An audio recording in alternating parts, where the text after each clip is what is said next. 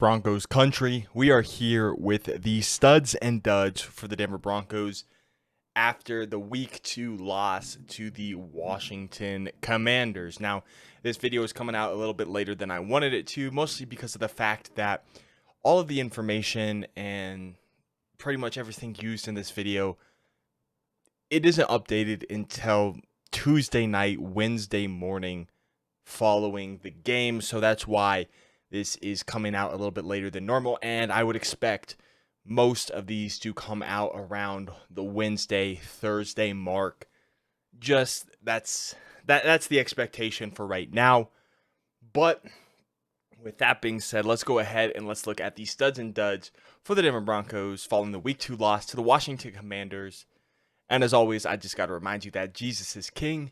He died on the cross for your sins, and it's through that death that we go to heaven. It's not by our works, but it's through the works of Jesus and what he did on the cross, and that's how we get to heaven. It's an important message to me, and that's why I say it before every single one of my videos, because I feel it's important to share with as many people as possible.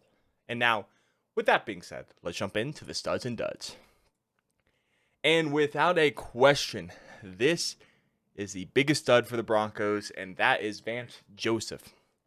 I was not a fan of hiring Vance Joseph to begin with, but I figured, hey, let's give him a chance. He's not the head coach this year. He's just going to be the DC. So let's give him a chance, and that has essentially failed because the defense has not been good at all. Last season, it was the offense that struggled. This season, it's the defense that's struggling. Vance Joseph inherited a top 5 defense in all of football and proceeded to run it into the ground and have it become one of the bottom 5 defenses in the NFL. It has not been good. Now, there was a lot of rumors. Could Vic Fangio come back as the DC? And I would have liked that in terms of the defense, but from a former Broncos player Sua Cravens, he said that a lot of players might not have liked Fangio coming back with the type of coach that he was. So that could have been a big decision. Obviously, Fangio is now with Miami. But I would like Fangio in terms of defense because he is one of the best defensive coordinators in the league. However, I would have preferred if Ejiro Evero would have stayed as the DC. Of course, we offered him the DC position, but he turned it down because he is loyal to Nathaniel Hackett, who is one of his best friends, which I respect. But it would have been nice keeping Evero, who led that defense to being a top 5 unit last year. And then I think the biggest flaw that I saw from Vance Joseph was not shadowing Pat Surtain on Terry McLaurin. He wasn't shadowing Davante Adams in week 1. He wasn't shadowing Terry McLaurin in week 2. Now, granted, I don't know who he's going to cover, if he's just going to cover the left side, because both Tyreek Hill and Jalen Waddle are both amazing receivers that are going up next week. But having Pat Surtain not shadowing Terry McLaurin and Davante Adams, to me, that's a big mistake by Vance Joseph. So he is the first dud of this video. The first stud of the video is going to be Marvin Mims, who had himself a game. The rookie balled out. 2 receptions on 2 targets, 113 yards, a touchdown, and of course his longest was that 60-yard bomb for the second touchdown of the day. However, we got to get Marvin Mims more involved. 2 targets in the entire game is not good enough, especially with the game that he was having with that long 60-yard reception touchdown. And then he had another large gain down the left sideline when I think it was the second quarter. Yeah, it was the second quarter. He had that long reception as well. Got to get Marvin Mims more involved. But yeah, first touchdown of his career, and he was absolutely balling out. Need to get Marvin Mims more involved in week 2. Dud, it's going to be Damari Mathis. Now, he did have a little bit of a better game than week 1, but he has still been struggling as that cornerback 2 position. And like I said in the preview for this game, could Riley Moss, the rookie corner out of Iowa, take over as that cornerback 2? We'll see. He was finally healthy, but he was a scratch from last week's game.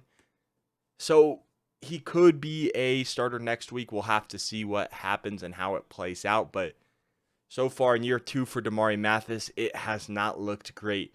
He was targeted 3 times last week, allowed 3 completions, 100% completion percentage, obviously. 22 yards allowed, which was better than I thought. He didn't allow any touchdowns, which was nice, but he allowed a passer rating of a 97.2 when thrown against, and that is just not acceptable for a cornerback number 2, especially with a guy we had so much hope and so much upside for. It's been struggling, but if Damari Mathis can't get back on track, Riley Moss could take over as that cornerback 2. Isang Bassi could take over as that cornerback 2.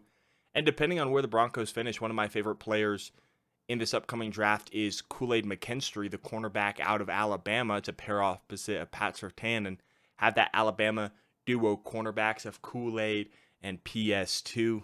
2 dope nicknames. His first name's actually JaQuincy, but everyone calls him Kool-Aid. But anyway, that's besides the point. Damari Mathis really struggled, and he is the second dud. If he does start, I'm hoping to see an improvement, but either going up against Tyreek Hill or Jalen Waddle, it is not going to be a great week 3 for Damari Mathis. So I'm hoping, but so far, I'm nervous about Damari Mathis and his potential on this team as the cornerback 2. This next stud is going to be Russell Wilson, and I can already hear it in the comments. Well, the Broncos are 0-2. Shut up. Shut up. Losses and wins are a team stat. I get it. You're going to blame it on the quarterback. You're going to blame the wins and losses on a quarterback, but they're team stats. Now, granted, on the one fumble that he had, if he is going to take off and run with the football, he does have to protect the football, and that fumble did end up leading to the field goal before half. And if they don't get that, if they don't make the field goal, we win the game. But you can also say, well, if they didn't score that 2-point conversion to make it 14 or 11-21 at the time, then they wouldn't have won as well. So there's a bunch of what ifs, but Russell Wilson had himself a game, 18 completions on 32 attempts for 308 yards and 3 touchdowns. Now, if you want to subtract the Hail Mary, you can say he only had 2 touchdowns. You can subtract 50 yards. You can subtract 1 completion and 1 attempt. But Russell Wilson had a great game. Of course, the 2 turnovers, the 1 interception. Interceptions are going to happen. It was a bad interception. I don't know who he was throwing to when Emmanuel Forbes picked him off. And then, of course, he had the 1 fumble, which he does have to take care of ball security. And then he had a passer rating of 107.3, which is a really good passer rating. So Russell Wilson, he is the stud, or he is the next stud. I think this is the second one. Yeah, the second one. But yeah, a lot of people probably are going to disagree, but Russell Wilson had himself a game, and it is not his fault, or it is not the offense's fault that the Broncos are 0-2. They've done their part. Now, granted, I will say you need to produce points. You need to score in the second half, because the first half has looked electric, and then the second half in both games, that's when the offense has struggled. If we can figure that out, I'm hopeful for the offense, but right now it's the defense that are costing us the games. Next up, a dud is the offensive line last week against the Commanders. Now, I get it. The Commanders have the best defensive line in all of football, in my opinion, but they allowed 7 sacks on 18 pressures. Russell Wilson was pressured on 42.9% of his dropbacks. He was blitzed 9 times. He was hurried 9 times, and he was hit twice in last week's loss. The offensive line has got to do better, especially when two of our highest paid free agents this past offseason, and Mike McGlinchey and Ben Powers, you're expecting that offensive line to improve. They got to do a better job. Now, I get it. Russell Wilson is one of those quarterbacks who likes to extend plays and hold the ball longer than he needs to. So he, of course, is inevitably going to take those extra sacks that are not necessarily on the offensive lines, or not necessarily the offensive line's fault. But the offensive line really struggled last week, and it was pretty evident.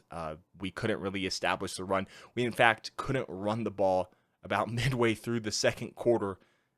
Being able to run the ball, we just stopped being able to do it. So the offensive line next week has to be able to improve, but it's not going to be easy next week against the Dolphins with Christian Wilkins, Bradley Chubb, Jalen Phillips, Emmanuel Ogba. It is not going to get easy. So, yeah, it's going to be a tough week, but the offensive line absolutely has to improve and do better next week. The next stud is going to be Brandon Johnson, and this one could be a little bit questionable, but he had 2 receptions on 3 attempts, 66 yards. Both of his receptions went for a touchdown, and of course, so long was the 50-yard Hail Mary. So if you want to take off 1 reception, 1 target, take away the 15 yards and the touchdowns, technically he would have 1 reception on 2 attempts for 16 yards and a touchdown, with his longest being that 16-yard touchdown, which put us ahead 21-3 in the first half.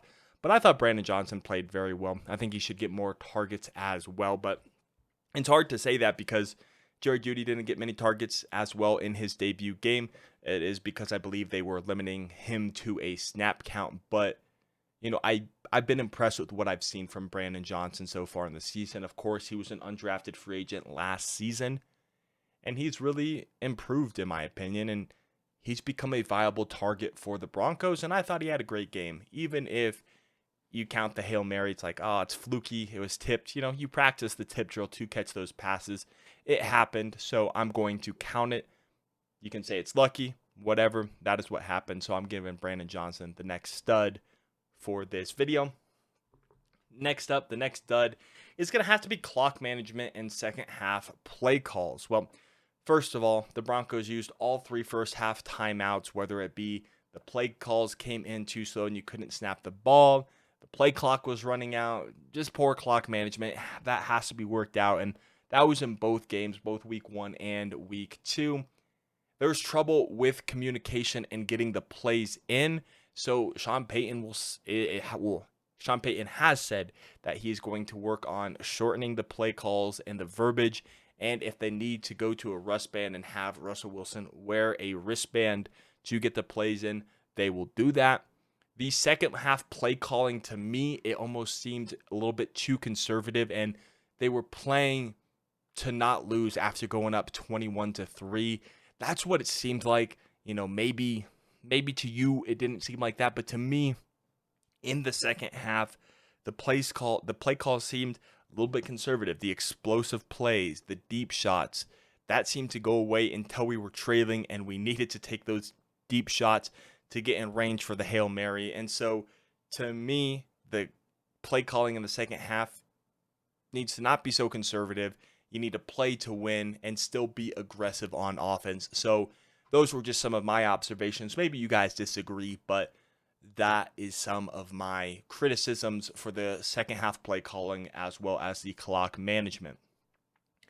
The next stud, I got to give it to Jaleel McLaughlin. Now, he didn't have a huge impact with 1 rushing attempt for 5 yards and a touchdown, averaging 5 yards, of course, per carry, and an average, or his longest run being 5 yards. But the main reason why I'm throwing him in the stud and duds is because he got his first career NFL touchdown, which congratulations to Jaleel McLaughlin. I'd like to see him utilized more, and I get it. When you got Javonte Williams and Samaje Perine, it's going to be hard to get carries. But I really like Jaleel McLaughlin. From what I've seen in the preseason, he is a talented running back. So I would like to see Jaleel McLaughlin get more touches and get more play time in week 3 and going forward. A dud is going to be the penalties and turnovers. So starting with the penalties, here's all the penalties the Broncos had. We had 1 neutral zone infraction, 2 offensive holdings, 1 face mask, and that face mask by Nick Bonito. That was really a momentum shifter. It was a sack, but then Nick Bonito got his hands on the face mask, so it gave them an automatic first down. And it was just tough because the momentum really shifted after that. We had 1 defensive offsides, 2 defensive holdings, 1 defensive pass interference, and that was on Pat Surtain. And I really disagree with that call because Terry McLaurin was holding him, and then Terry McLaurin had a heck of a flop. So good on Terry McLaurin, but that was definitely not defensive pass interference. And they called that and not the one at the end, but we can't make excuses for that.